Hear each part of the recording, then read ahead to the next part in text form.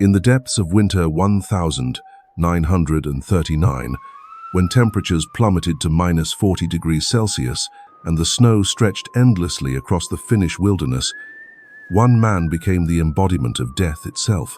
Hidden in the white silence of the forest, he moved like a ghost through the frozen landscape, his breath invisible, his presence undetectable. The Soviet soldiers who invaded his homeland called him the White Death, a phantom who could strike from nowhere and vanish without a trace. This is the story of Simo Häyhä, a humble farmer turned legendary sniper who in just 100 days would achieve what military historians consider impossible. Armed with nothing but an old rifle and iron determination, he would single-handedly terrorize an entire army and change the course of history. When the Soviet Union launched its massive invasion of Finland on November 30th, 1939, the world expected a swift and brutal conquest. Joseph Stalin's Red Army marched across the border with 750,000 soldiers, 6,000 tanks, and 3,000 aircraft. Finland, a small Nordic nation of just 3.7 million people, could muster only 300,000 troops, a handful of tanks, and barely over 100 aircraft. The odds were overwhelming. The Soviet bear had come to devour the tiny Finnish nation, and victory seemed inevitable within weeks.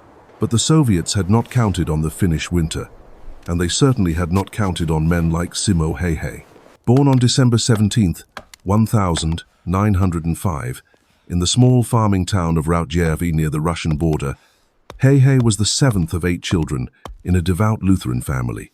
His father Juho ran the Mattila farm operations, while his mother Katriina worked tirelessly as the farmer's wife. From an early age, Simo was different from his siblings. While others stayed indoors during the harsh winters, he ventured into the unforgiving wilderness, learning to read the forest like others read books. The Finnish countryside shaped him into something extraordinary. He spent countless hours hunting small game with an old bolt-action rifle, developing an almost supernatural ability to judge distances and wind patterns. His peers described him as friendly but introverted, a mild-mannered young man who preferred the company of the forest to crowds of people.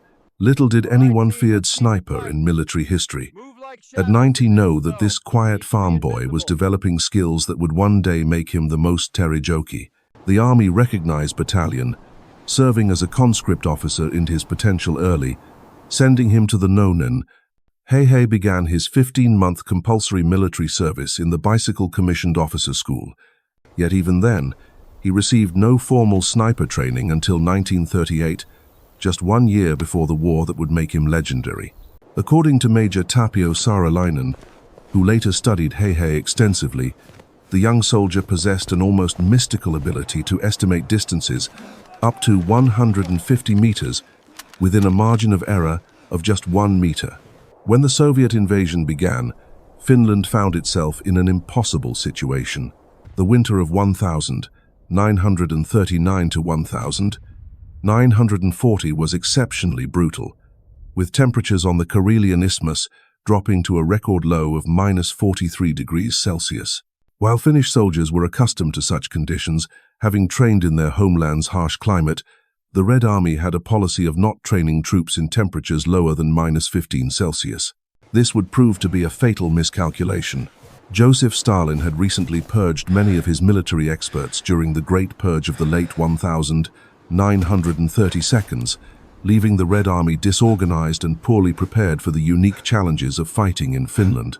The Soviet commanders expected their overwhelming numbers to crush Finnish resistance quickly, but they underestimated both the terrain and the determination of the Finnish people. The stage was set for one of history's most dramatic David-vs-Goliath conflicts. Häyhä was assigned to serve under Lieutenant Aarne Juutilainen in the 6th Company of Infantry Regiment 34 during what would become known as the Battle of Kollaa. This battle, fought from December 7th, 1939, to March 13th, 1940, in Ladoga, Karelia, would become one of the most difficult defensive actions of the entire Winter War. The Finnish 24th Regiment had entrenched themselves west of the Kollaa River after suffering defeats, and now they faced an almost impossible task. Kollaa was considered one of the most challenging locations to defend during the Winter War. The creek-sized Kollaa River was surrounded by soil so frozen that it was nearly impossible to dig proper defensive positions. The cold was so intense that metal became brittle and machinery failed regularly. Yet here, under the command of Major General Ylläo Tuompo, the Finns would face both the 9th and 14th Soviet armies. At one point, they were fighting against as many as 12 divisions, approximately 160,000 soldiers. The mathematical impossibility of their situation became clear when, during the height of the battle, only 32 Finnish soldiers stood against over 4,000 Soviets. Lieutenant Juutilainen, who had learned guerrilla warfare tactics during his service in the French Foreign Legion, trained his men with methods that earned them the nickname the Dread of Morocco. His unit, including Häyhä, was ordered to defend Kollaa at all costs. When Major General Hägglund asked the famous question, "Will Kollaa hold?" Juutilainen's reply became legendary. "Kollaa will hold, unless the orders are to run away." This simple exchange entered the Finnish lexicon as an expression of perseverance and resolve that would define the entire Winter War. It was in this frozen hell that Simo Häyhä would begin his transformation from farmer to legend. Armed with his Finnish-produced M28-30 rifle, a variant of the Mosin-Nagant, and dressed in complete white camouflage, he became invisible against the snowy landscape. While Soviet troops wore dark uniforms that made them easily visible against the white terrain, Häyhä had learned to become one with the winter itself. His tactics were as brilliant as they were deadly. He preferred iron sights over scopes, understanding that telescopic sights could glare in the sunlight and reveal his position. The iron sights were more reliable in the extreme cold and wouldn't cloud up like optical equipment. This decision, seemingly simple, gave him a crucial advantage that would contribute to his extraordinary success. Häyhä developed techniques that seemed almost supernatural to his enemies. He would put snow in his mouth to hide his breath from being visible in the frigid air, even in temperatures as low as -40 degrees Celsius. He created snow piles as cover, making himself nearly invisible in his white camouflage suit. Wrapping himself in thick, heavy snowsuits and wearing fur mittens and a sniper mask, he could remain motionless for hours, waiting for the perfect shot. Each day, he would venture into the wilderness carrying only a day's worth of supplies and ammunition. His killing zone became a place of terror for Soviet soldiers, who began to whisper about the ghost in the snow who could strike without warning. The psychological impact of his presence was as devastating as his actual kills, as enemy morale plummeted and soldiers became afraid to venture into the open. As the battle for Kollaa intensified and the Soviet forces pressed their massive numerical advantage, one question remained. Could this quiet farmer from Rautjärvi truly stand against an entire army? The answer would come written in snow and blood across the frozen battlefields of Finland, where legend and reality would merge in the most extraordinary display of marksmanship the world had ever witnessed. The frozen forests of Kollaa became Häyhä's hunting ground, and every dawn brought new opportunities for death. His rifle, carefully maintained despite the brutal cold, became an extension of his will. The M28-30 had been modified to perfection, its action smooth even when temperatures dropped far below what most weapons could endure. Each morning, as the pale winter sun cast long shadows across the snow, Häyhä would slip into his white camouflage and disappear into the wilderness like morning mist. His hunting methodology was precise and calculated. Unlike the chaotic battles raging elsewhere along the front, Häyhä's war was fought in silence and solitude. He would study Soviet patrol patterns for days, memorizing their routes, timing their habits. When movements, learning a target presented itself, there was no he's, no second guessing. Onitation, shot, one kill, then immediate relocation to avoid counter-sniper fire. The Soviets quickly realized they had a serious problem. Reports began filtering back to headquarters about mysterious deaths among forward reconnaissance units. Soldiers would venture into the forest and simply never return. Others would be found with single bullet wounds, their positions suggesting they never saw their killer. Panic began to spread through the ranks as word of the phantom sniper reached every Soviet unit in the sector. Soviet commanders attempted various countermeasures. They sent entire squads to hunt the lone sniper, but these search parties often became victims themselves. Artillery barrages were called down on suspected sniper positions, turning sections of forest into moonscapes of shattered trees and crater-marked snow. Counter-snipers were deployed with the best equipment the Red Army could provide, yet they found themselves outmatched by a farmer with iron sights and intimate knowledge of the terrain. The winter itself became Häyhä's greatest ally. While Soviet soldiers struggled with frostbite and equipment failures, he thrived in conditions that would kill ordinary men. His body had adapted to the extreme cold through years of hunting in Finnish winters. Where others saw a hostile environment, he saw home.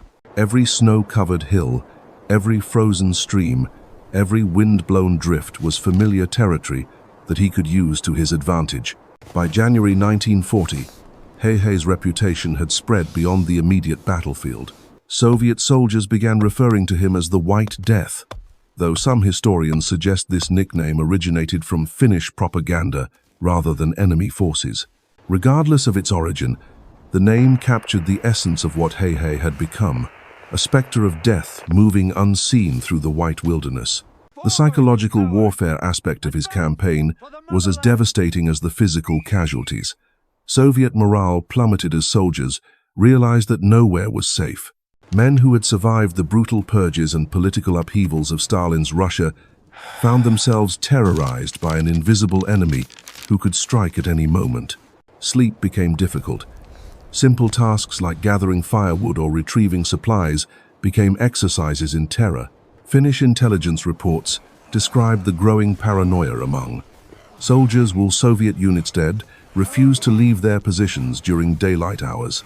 Officers struggled to maintain discipline as men became increasingly reluctant to follow orders that might expose them to the White Death. Some units requested transfers away from the Kollaa sector, preferring to face conventional battles elsewhere rather than continue hunting ghosts in the snow. Meanwhile, Häyhä's kill count continued to climb at an unprecedented rate. Military historians would later calculate that he was averaging approximately 5 kills per day throughout the campaign. This number seems impossible until one considers the target-rich environment he operated in. Soviet forces were constantly probing Finnish defensive positions, sending reconnaissance patrols and assault teams into areas where Häyhä waited with infinite patience. His weapon of choice remained the trusty M28-30, but he also carried a Suomi submachine gun for close-quarters encounters. When Soviet forces managed to locate his general position and moved in for the kill, Häyhä would switch tactics. The same man who could place precise shots at extreme range could also engage multiple enemies at close range with devastating effectiveness. At least half of his confirmed kills were achieved with the submachine gun during these intense firefights. The Battle of Kollaa became legendary not just for Häyhä's individual achievements, but for the collective heroism of the Finnish defenders. The phrase "Kollaa holds" became a rallying cry throughout Finland as news of the desperate defense spread. Citizens followed radio reports with intense interest, knowing that their freedom depended on a handful of soldiers holding an impossible line against overwhelming odds. Soviet casualties after attack was mounted as attack repelled. The frozen ground made burying the dead nearly impossible, and corpses accumulated in grotesque piles around Finnish defensive positions. The sight of so many fallen comrades, many bearing the precise wounds that marked Häyhä's handiwork, further demoralized the attacking forces. What was supposed to be a quick conquest had become a nightmare of attrition. As February arrived, bringing with it even more brutal cold, Häyhä's legend continued to grow. Finnish newspapers, desperate for good news from the front, began reporting on the mysterious sniper who was single-handedly holding back the Soviet advance. His exploits were celebrated in towns and villages across Finland, giving hope to a population that had watched in horror as their tiny nation was invaded by one of the world's great powers. But fame came with a price. Soviet commanders, increasingly frustrated by their inability to capture or kill the White Death, began dedicating significant hunt. Elite resources to Dneprs were brought in from other fronts. Artillery strikes became more frequent and more accurate. The net was tightening around the ghost in the snow. February 17th, 1940, marked a significant milestone in Häyhä's campaign. Exactly 80 days after the Soviet invasion began, he was officially proclaimed a hero of Finland by the government. The recognition came with tangible rewards including the Cross of Kollaa and a promotion from corporal directly to second lieutenant, a jump in rank that was unprecedented in Finnish military history. Perhaps most significantly, he was presented with a custom-built Sako rifle, crafted specifically for his use by Finland's finest gunsmiths. Yet even as accolades poured in, head on his deadly hay remained focus work. The war was far from over, and Soviet forces continued their relentless pressure against Finnish positions. Every day brought new targets, new opportunities to thin the enemy ranks and buy precious time for his country's survival. The frozen battlefield of Kollaa had become a testing ground where one man's skill and determination stood against the might of an empire. As March approached, bringing with it the possibility of peace negotiations, the question remained whether the White Death could continue his incredible streak or whether the odds would finally catch up with Finland's greatest sniper. The clock was ticking toward what would become the most consequential moment of Häyhä's legendary campaign. March had arrived with its promise of lengthening days and the possibility of peace talks, but the White Death showed no signs of slowing down. If anything, his accuracy had become even more deadly, as the weeks of constant combat had honed his skills to an almost supernatural level. Soviet forces, now desperate to eliminate the phantom who had haunted them for over 3 months, intensified their efforts to locate and destroy the man who had become the symbol of Finnish resistance. The pressure was mounting from the highest levels of Soviet command. Stalin himself had grown furious at reports of a single Finnish sniper terrorizing entire divisions. Orders came down through the chain of command that the White Death must be eliminated at all costs. Special units were formed specifically to hunt Häyhä, equipped with the Red Army's most advanced optics and supported by artillery observers who could call down devastating barrages at a moment's notice. Häyhä was well aware that his luck was running thin. After months of operating in the same general area, even his masterful camouflage and fieldcraft could not completely hide his presence from determined hunters. Soviet counter-snipers had begun using more sophisticated tactics, working in teams and employing indirect observation methods to locate his positions. The net was closing, but the farmer-turned legend refused to retreat from his hunting grounds. On the morning of March 6th, 1940, Häyhä prepared for what would unknowingly be his final hunt as the White Death. The temperature had risen slightly, hovering around -30°C, and a light snow was falling, providing additional cover for his movements. He selected a position overlooking a known Soviet approach route, settling into a shallow depression he had used successfully several times before. The familiarity of the location would prove to be both blessing and curse. As the pale winter sun climbed higher, casting its weak light across the battlefield, Häyhä spotted movement in the distance. A Soviet patrol was advancing cautiously through the trees, their dark uniforms stark against the white background. He counted 8 soldiers moving in a loose formation, their weapons ready but their movements betraying the nervousness that had plagued Soviet forces throughout the campaign. These men knew they were entering the White Death's domain. Häyhä selected his first target with the same calm deliberation that had marked every shot of his incredible campaign. The lead soldier, probably a sergeant based on his position and equipment, presented a clear profile at approximately 200 meters. The range was well within Häyhä's capabilities, and the wind was minimal. He controlled his breathing, feeling his heartbeat slow as he entered the meditative state that preceded each kill. The shot echoed across the frozen landscape with the sharp crack that had become the soundtrack of Soviet nightmares. The sergeant crumpled instantly, his rifle spinning away into the snow.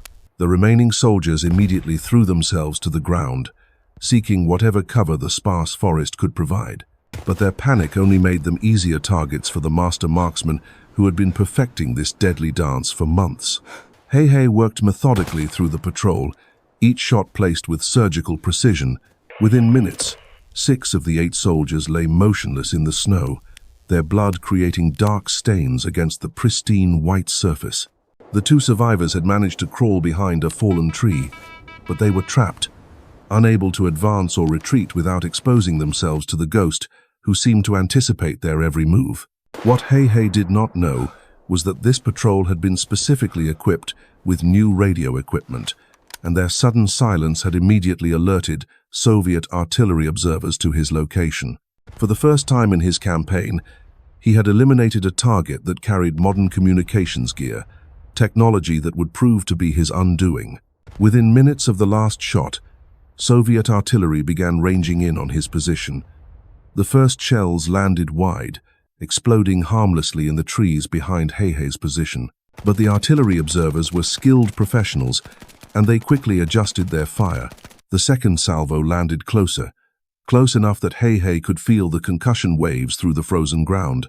He knew it was time to relocate, but as he began to move from his position, disaster struck from an unexpected direction. A Soviet sniper team had been tracking the sound of his shots, using triangulation methods to narrow down his location. As Häyhä rose to move, he caught a glimpse of reflected light in the distance, the telltale glint of a telescopic sight catching the winter Sunday. He threw himself sideways just as the enemy sniper fired, but the explosive bullet caught him squarely in the lower left jaw. The impact was devastating beyond description. The specialized ammunition, designed to cause maximum damage to human tissue, shattered Häyhä's jaw and blew away a large portion of his left cheek. The force of the blow sent him spinning through the air before he crashed face first into the snow, blood immediately staining the white surface bright red. For a moment, the forest fell silent except for the distant rumble of approaching artillery. The pain was indescribable, but somehow Häyhä remained conscious. Through the haze of agony and shock, he could hear Soviet voices shouting in the distance as enemy soldiers moved toward his position. His rifle lay several feet away, blown from his hands by the impact of the bullet. Blood filled his mouth and throat, making it difficult to breathe, and his vision was blurred by tears and trauma.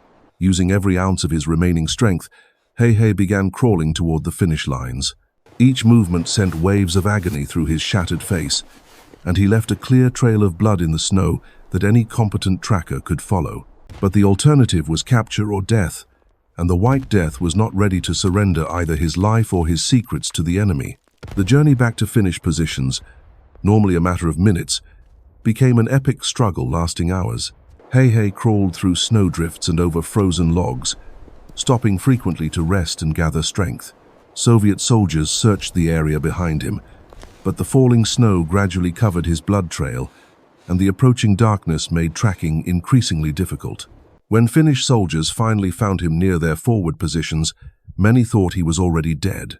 His face was so damaged that he was nearly unrecognizable, and the amount of blood he had lost would have killed most men.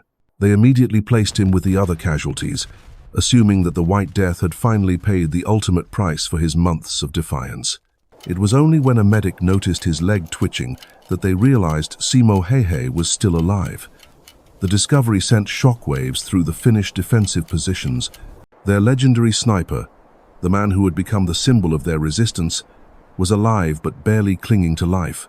Within minutes, he was loaded onto a stretcher and rushed toward the nearest field hospital, beginning a race against time that would determine whether the White Death would survive to see peace. The irony was not lost on those who witnessed the evacuation. For over 3 months, Häyhä had moved through the battlefield like a ghost, invisible and untouchable. Now he lay broken and bleeding, his legendary career ended by a single well-placed shot from an enemy he never saw coming. The hunter had finally become the hunted, and the price of his incredible success had been paid in blood and shattered bone. As the stretcher-bearers carried him away from the front lines, artillery shells began falling on his former position with renewed intensity. The Soviets, having finally located the White Death's hunting ground, were determined to erase every trace of the legend that had terrorized their forces. The forest erupted in explosions and flying debris, obliterating the snow-covered positions where history's greatest sniper had written his name in the annals of warfare. The medical team that received Häyhä at the field hospital had seen countless wounded soldiers throughout the brutal winter war, but nothing had prepared them for the extent of his injuries. Half of his face was simply gone, destroyed by the explosive ammunition that had finally claimed the White Death. The doctors worked frantically through the night, their hands steady despite the knowledge that they were operating on Finland's greatest war hero. blood transfusions, emergency surgery, and desperate measures to stabilize his condition filled the early hours of March 7th. As surgeons fought to save his life, Häyhä slipped into a deep coma that would last 11 days. During this time, the world around him continued to turn. Finnish negotiators met with Soviet representatives in Moscow, hammering out the terms of a peace treaty that would end the Winter War. The fighting at Kollaa gradually subsided as both sides prepared for the inevitable conclusion of hostilities. Yet through it all, the unconscious sniper remained suspended between life and death, his legendary campaign hanging in the balance. The Finnish people followed news of his condition with intense interest. Radio broadcasts provided updates on the White Death's struggle for survival, and prayers were offered in churches across the nation. He had become more than just a soldier. He was the embodiment of Finnish determination, the proof that even the smallest nation could stand against overwhelming odds. His survival seemed almost as important as the peace negotiations themselves. Soviet forces, meanwhile, celebrated what they believed was the elimination of their most feared enemy. Reports filtered through their ranks that the phantom sniper had finally been killed, bringing relief to thousands of soldiers who had lived in terror of his invisible presence. Artillery continued to pound the forests around Kollaa, ensuring that no trace remained of the positions from which he had conducted his deadly campaign. On March 13th, 1940, two remarkable events occurred simultaneously. The Moscow Peace Treaty was signed, officially ending the Winter War and ceding significant Finnish territory to the Soviet Union. At almost the same moment, in a military hospital far from the front lines, Simo Häyhä opened his eyes for the first time in 11 days. The White Death had awakened to find that his war was over, his face forever changed, and his legend secure for all time. The man who emerged from that coma was physically transformed but spiritually unbroken, though his face would remain disfigured for the rest of his life. Requiring years of reconstructive surgery and rehabilitation, his spirit remained as strong as the winter winds that had concealed his movements. When asked years later about his incredible achievement, Häyhä would give the most humble answer imaginable. The secret to his success, he claimed, was simply practice. The White Death had awakened to a world forever changed, just as he had forever changed the nature of warfare itself. In 100 days of bitter combat, Simo Häyhä transformed from an unknown farmer into history's deadliest sniper, proving that courage and skill could triumph over overwhelming odds. His 500 confirmed kills stand as a testament to what one determined individual can accomplish when defending everything he holds dear. The Winter War ended with Finland losing territory but keeping its independence, a victory paid for in blood by heroes like Häyhä. The psychological impact of his campaign extended far beyond the frozen forests of Kollaa. Soviet forces learned to fear the unseen enemy, while the Finnish people discovered that even the mightiest empire could be challenged by ordinary citizens with extraordinary resolve. Häyhä's legacy transcends mere numbers. He embodied the spirit of resistance that defines a nation's character when faced with extinction.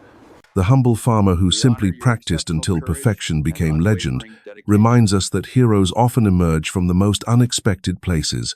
In the depths of winter darkness, when hope seemed lost and defeat inevitable, one man with an old rifle and iron determination proved that legends are not born, but forged in the crucible of desperate times.